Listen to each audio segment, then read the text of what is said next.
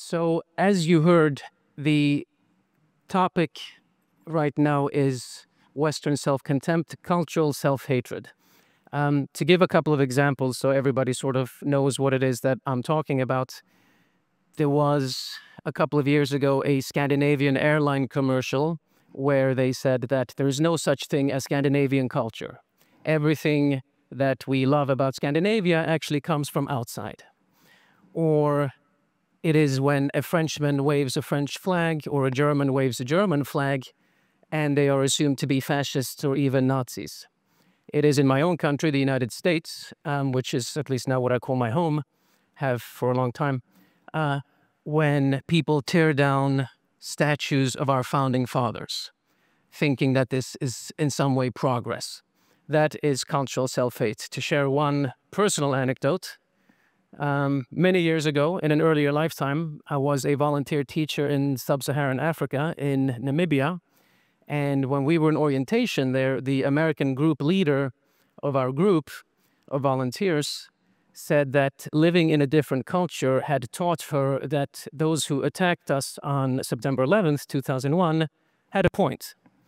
And of course, it's one thing to criticize certain aspects of one's own government's foreign policy. I do that myself all the time, especially with the current administration. But it's quite another thing to say that 3,000 people of your 3,000 fellow Americans and fellow New Yorkers, she was from New York City, 3,000 fellow Americans being killed, that was somehow justified. This is the phenomenon that we're talking about, cultural self-hate. Now, everybody knows, or most people know about this phenomenon. They've heard of it before. They recognize the symptoms. But people generally don't understand why it actually happens. The idea of hating one's own culture seems so foreign to the normal state of affairs that it seems to be something absurd, something completely new that is difficult to explain. And in fact, it can be explained. A lot of people have written about this in the past. They've written screeds against cultural self-contempt. They've written about how maybe it's because of cultural Marxism, or maybe because of the Frankfurt School in the early part of the previous century. These are all parts of the explanation. But in order to truly understand Western self-hatred, Western self-contempt, we have to use the philosophy of history. I'm a philosopher by trade, by profession. And the philosophy of history is a bit of a neglected sub-discipline of philosophy. But the branch of philosophy that studies history, that tries to understand why, not what happened, that's the job of the historian, but why things happen, and if there are certain patterns that can be perceived. And so if we approach this problem through the philosophy of history and actually try to understand why this happens, then we can see that, in fact, it's not something new. And as the saying goes, there's nothing new under the sun. We discover that, in fact, this is a phenomenon that has happened in the West ever since ancient Greece. Now, the details are sometimes a little different. The physical details won't always be exactly the same, but if we step back and take a broad bird's eye view of the phenomenon, then we see that, in fact, the larger pattern always repeats itself. And the book that was mentioned earlier, Western Self-Contempt, my book that was published a while ago, is the book that tries to actually explain precisely why this happens. Although I am, of course, against cultural self-contempt, the goal isn't to attack it, because in order to understand something, we have to respect it enough to take it seriously and see why it actually happens. And so what I'm going to do is to give you a bit of a glimpse of why it actually happens, to explain the process of how it works. And that will enable us to understand why this is going on today. So first of all, in terms of definition, there is a word for this kind of cultural self-hate, and that word is oikophobia. Oikophobia, the word itself, was coined by the late British philosopher Roger Scruton in the 1990s. Most people know the phenomenon of xenophobia. So xenophobia is the fear or the hatred of foreigners. Oikophobia, from the Greek oikos, is the fear or hatred of home, of one's own cultural home, of one's own society. And once we have a term for this phenomenon, it actually becomes easier to discuss it. And so essentially, the first thing to understand about oikophobia, about cultural self-hate, is, as I mentioned, that it is repetitive. So there are a couple of conditions, a couple of circumstances that need to be in place for cultural self-hate to arise. And this is also, by the way, why this is mostly a Western phenomenon. Sometimes I'm asked, is oikophobia, is cultural self-hate uniquely Western? The answer is it's not exclusively Western. We do find it outside of the West, but it is mostly Western because the conditions, the circumstances that are required for oikophobia to occur are more Western. So to go through, again, a bird's eye view of how this happens, early on, in the early days of a society, that society is a Western society now that we're talking about. Western society in the early days, it's parochial, it's hierarchical, it's patriarchal. In a word, it is very conservative. Now, what happens is that the society, that particular civilization, is able to be successful. It defeats outside enemies. I mentioned that it started in ancient Greece, so the outside enemy for the Greeks were the Persians. It defeats outside enemies, and it is able to establish a certain sense of security, a sense that we're not being threatened by outside enemies. They are able to establish security, safety, wealth, all of these things that are a product of the success of a civilization. Once that happens, the attention of intellectuals is able to turn away from the enemy. When the Persians are invading, and the same thing for later societies in the West, we don't have time to look at ourselves. We have to focus on the external enemy. But once that enemy has been defeated and the society has grown very successful, and there is an open intellectual space where intellectuals can come together and exchange ideas, once that happens, that is when the scene is set for cultural self-hate. And this is also why it is mostly, again, like I said, not exclusively, but mostly a Western phenomenon, because these things, an open intellectual space, a certain sense of egalitarianism where different people feel that they have a voice and can add to the conversation, those things have been more typically found in the West than in the non-West, which is why, again, cultural self-hate is mostly a Western phenomenon. And so what essentially happens is that in the early days of a civilization, the society is one tribe. We can think of it as one tribe. But as it grows successful and larger, there are smaller interest groups that develop within the tribe. And so a kind of neo-tribalism develops where different groups of the society begin to compete against each other. And they start to view each other as greater threats than they view the external enemy, because the external enemy has been defeated. They're no longer relevant. And there's a great line in Freud that I like to quote in the Civilization and its Discontent. The German title is Das Unbehagen in der Kultur. He has a phrase which is very useful. It's der Narzissmus der kleinen Differenzen, the narcissism of small differences. And the point there is that if I, a Westerner, think of a nomad in Mongolia, for example, there's no reason for me to hate a nomad in Mongolia because he's so different from me. We have nothing to do with each other. So he's not a threat to me in any way. It's the person who lives down the street, my neighbor. He is the one against whom I measure myself because he's the one who can be a rival, an enemy of some kind. When we don't have existential threats to our civilization anymore, it's our neighbors who become the bigger threat. And this might sound like a bit of a cynical view of human nature. Obviously, human nature is capable of great good as well.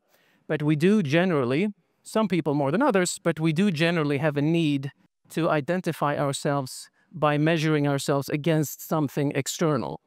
And when, in the early part of a civilization, that external thing against which we measure ourselves is the enemy. Later on, once we have wealth and security and so on, the person or persons against whom we measure ourselves are our neighbors.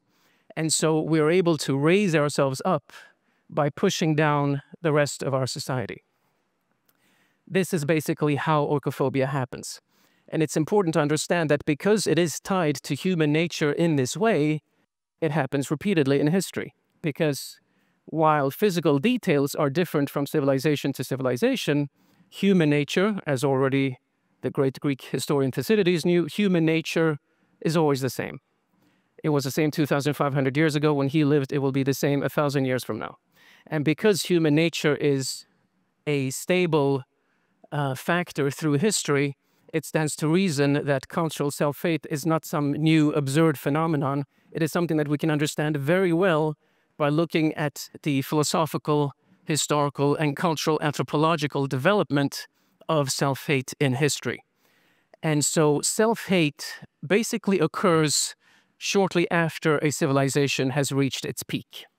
So I mentioned Athens. So for Athens, that's about late 5th century BC, early 4th century BC. The peak arrives. By peak, I mean basically the height of a civilization's ability to project violence, to project outward force. And for Athens, that is in the mid-5th century, and so oikophobia comes a little later, late 5th century, early 4th century BC. For Rome, we see it in Rome as well. Again, there are differences in the details when one looks at the various historians and philosophers and so on who express oikophobia, who express cultural self-hate, but the larger pattern is there. So when we look at the Romans, oikophobia sets in sort of in the last third of the 1st century AD, early 2nd century AD. If we look at France, it sets in the mid-18th century. So the peak of French power, excepting Napoleon, which is kind of a late flourish, but basically the peak of French power is under Louis XIV. Oikophobia comes under Louis XV. 1750s, 1760s, so basically in tandem with the rise of the Enlightenment in France. In the United Kingdom, in England, it comes in the late Victorian era, 1880s, 1890s, around there. And in my own country, the United States, it comes in the 1960s. We achieve basically the peak of our power after World War II, and oikophobia comes in the 1860s. There are certain signs of it earlier, but basically, as a mass phenomenon, it comes in the 1960s, and everybody knows what happened in the 1960s with the student rebellions about the Vietnam War and everything like that. And so once we understand this development, we finally become ready to face it and to tackle it. And so it's important to understand it well enough to take it seriously. And what's also important is, and this might sound a little fatalistic, but it's not meant that way, but basically because success is necessary for oikophobia to arise, as I explained, if a civilization has to be successful, success, ironically, leads to self-hate, right? This is the internal contradiction of cultural self-hate, namely that the civilization has to be successful before it starts hating itself. If it's not successful in this way, it's not going to start hating itself. And I'll give you one quick example just to kind of illustrate it. There are many, many examples in history. But if we take the Roman Empire is a convenient example because it has a very long history, so we can always kind of trace quite clearly what happens. It's reasonably well documented. Citizenship is expanded step by step in the Roman Empire. Already Julius Caesar expands citizenship to some extent, but then later on in the later empire, it continues to be expanded. Under the in the 3rd century and also under Caracalla, the citizenship is extended to all citizens or to all freeborn men of the realm, and so that might be considered a good thing because more people come to be included in the state, and so they feel that they have something to gain by supporting the state, to fight for the state, because they feel that they're a part of it. They're a part of Rome. Rome is a part of them. So we see that that's a positive thing. But on the other hand, it also means that because everybody becomes a citizen, there is a greater multiplicity of different voices. There's a greater space for people to voice their opinions, for different groups, splintering, competing groups to develop and to fight each other and to consider each other as greater a threat than they do, again, external enemies. And so we see that it's the very same process that leads to advancement for the civilization and to success for the civilization that also leads to decadence and to cultural self-hate. And so for this reason, the rise of oikophobia, the rise of cultural self-hate, is just as natural, quote-unquote natural, doesn't mean that it's good, but it's just as natural as a civilization's rise. And only if we begin to understand why this happens will we be ready to tackle it. Now, there's obviously nothing wrong with trying to learn from other societies, from other civilizations, and to take an interest in other civilizations. But too often, it happens that this interest leads to a great love for other civilizations at the expense of our own. There is a balancing act where you can learn from other societies while still being appreciative of your own heritage. But too often, people are drawn either in one extreme or in the other. And so only when we take oikophobia seriously, when we understand how it works and why it happens, are we able to come to terms with it and to achieve that balancing act between learning from other societies, which is perfectly legitimate, but also appreciating our own heritage. which one sees that's a balancing act that fails time and again. One final point I want to make about the rise of oikophobia is that the first sign of oikophobia coming around is the attack on religion. This is true in Greece, in Rome, in France, in England, and in the United States and other Western countries. When religion, and the reason for that is that religion is the foundation of every society. There's no exception to that rule in the West or the non-West. So the first attack on the own religion is always the beginning of oikophobia. And it then leads, because religion is so foundational for societies, an attack on religion leads to attack on everything else that the society has in that society displays, that society, all the other features that society has. And we know that this happens. There are some public intellectuals today, I'm not going to mention any names, but there are some excellent public intellectuals, but a lot of public intellectuals have stated that we're experiencing mass atheism for the first time in Western history. This is not true at all. Already Plato, in Book 8 of the Republic, complains about mass atheism in Athens in the early 4th century BC. And there are many other examples of mass atheism occurring, maybe not quite as extreme a form as today, but it happens repeatedly in history. And so when we understand that mass atheism has happened before, and we only have to read the philosophers, the historians, we only have to read the sources to know this, and put it all together and see how they all connect. Once we understand this, we don't necessarily have to be religious, but we do have to have an appreciation for the tradition that comes with religion, because a civilization stands and falls with its god or with its gods. And we see this again, time and again. People, Roman historians complain that people no longer believe in the Roman gods. Tacitus and Suetonius are two good examples.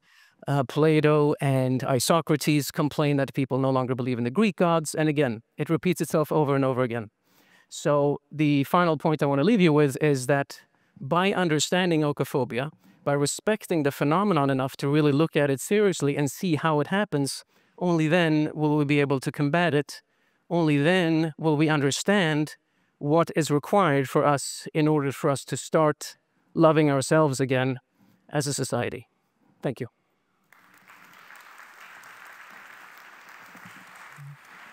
Thank you so much. Thank you so much, Benedict. A lot of controversial points. So without further ado, please have a seat. Please grab the mic. It's your turn now. I'm sure that, this very thought-provoking intervention indeed enlighten you. If you agree or you disagree, again, there's no cancel culture here. You can say whatever you like. Please go ahead. Who's going to break the ice? Who's going to be first? Sir? Thanks, Benedict. That was wonderful. So imagine you are advising a president or a prime minister of a civilization that has hit the peak. And now this guy comes to you and he's like, I don't want my society to start hating itself. What should I do? What are the 1, 2, 3 things I should do? So obviously in a Western country or in a democratic country, there are limits to what a prime minister or president can do with his power. But what I would advise such a person is to, first of all, encourage religious institutions and to encourage large families, especially because what often happens, even people who tend to feel rebellious toward their culture, once they have children, doesn't always happen, but once they have children, very often a sense develops that they want to pass down something to their children. So having large families does help a lot. People do tend to become more aware of their own heritage, of their own tradition once they have children. So enacting policies that encourage large families would be one of the first things that I would advise him to do. Yeah. Thank you very much. Next question. Thank you. I would like to ask if you have seen any pattern which is to technology, if it's gaining more speed to this process or what? Yeah, so that's an interesting question as well. I talk about that in greater detail in the book that we mentioned. Basically, technology, and again, I'm not a Luddite, I'm not against it. Technological development is a good thing, but technological development also leads to uprootedness.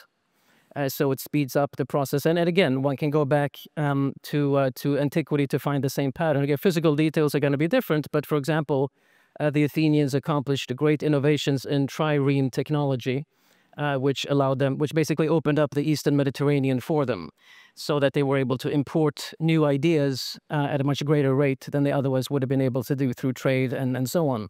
And again, that's a good thing, but it also does lead to greater exposure to a love of other civilizations that can become dangerous for the own civilization.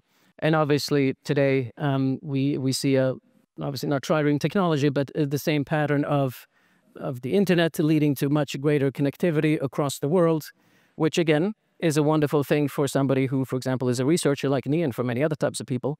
But yes, but it does lead to uprootedness. It does lead to this jet-setting class of people who identify with cities and not with nations.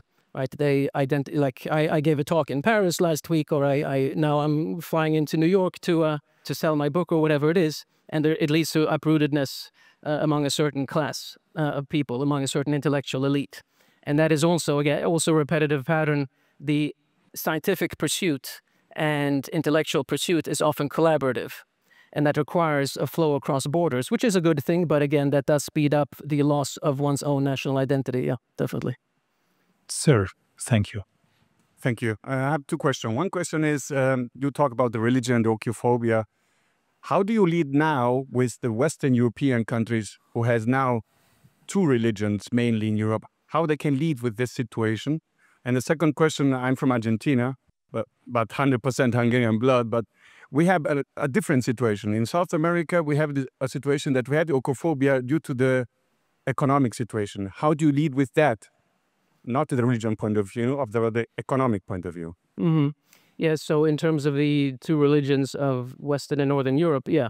So what happens there is that because Western Europe is self-hating, they've become relativists. They no longer consider their own truths to be absolute, whereas many of the Islamic immigrants are not relativists. They consider their truths to be absolute. And so when relativism and absolutism meet, relativism, of course, will always lose because they are the ones who are willing to compromise. The absolutists are not willing to compromise. And so in order for the West Europeans to find a way out of that conundrum, they basically have to start believing in their own truths again. And with oikophobia, that's going to be very difficult. Now, there is, of course, a backlash that one sees brewing against excessive Islamic immigration. There, it's a little different from country to country. Some countries have gone farther down that route than others. But essentially, starting to believe in one's own truths again, ceasing to be relativist is important, is a part of that. When it comes to economic oikophobia, I'm not entirely sure if I understood what you meant. In Argentina, you meant to say people are oikophobes because the economy is bad, right? Yeah. So that's interesting because the thing is, it's the wealthier countries that tend to be the most oikophobic, which goes back to this other question about technological development. Because if a country is very successful, that gives more mobility and more exposure to foreign ideas. So actually, bad economy is not necessarily something that necessitates oikophobia, because generally speaking, the more advanced, if you compare Germany, for example, with Italy, there's definitely more oikophobia in Germany than in Italy, and it's a wealthier country, and one sees that correlation over and over again. I'm not an expert on Argentina, so I can't answer that with certainty. But what does tend to be the case is that economic advancement, if anything, tends to act as a fuel for oikophobia because it also allows competing interest groups to become more powerful vis-a-vis each other.